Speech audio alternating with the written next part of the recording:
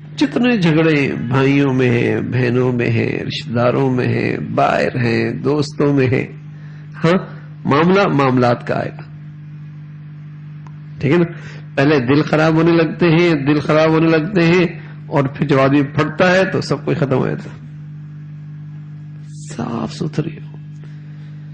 اپنوں کے ساتھ بھی معاملہ کرو اجنبیوں کی طرح اور رہو ان کے ساتھ اپنوں کی طرح. معاملات تو اجنبیوں کی طرح صاف ستھرا، رہو اپنوں کی طرح. ہم کیا کرتے ہیں؟ ہم کرتے ہیں معاملات تو کرتے ہیں ان کے ساتھ اپنوں کی طرح اور رہتے ہیں ان کے ساتھ اجنبیوں کی طرح. عجیب ہے. شریعت ہے، اللہ کا حکم ہے، اور سبحان اللہ، اللہ تو مہربان ہے. اور وہاں کی جتنے وہاں کی طرف سے حکم ہے اس میں میرے اور آپ کی شفقت اور خیر خواہی ہے.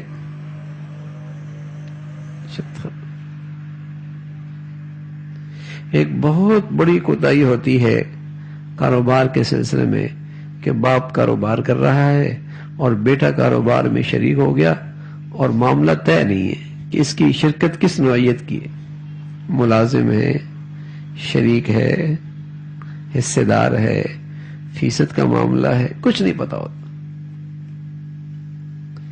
اب سارا معاملہ ایک بھائی کے پاس ہے اور باقی بھائی ابھی 2 سال ہوئے کاروبار میں شریک ہوئے اور اس بیچارے کو شریک ہوئے 35 سال ہو گئے، والد کا انتقال ہو گیا، معاملہ طے نہیں ہوئے.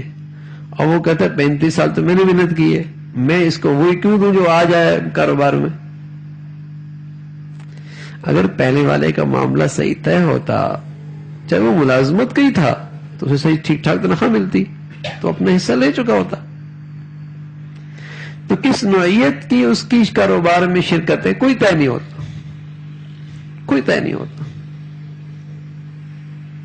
اچھا پھر ہم اتنے بزرگ تو ہے نہیں کہ چلو ایثار کر دو یار، کوئی بات، بہت مشکل کام ہے.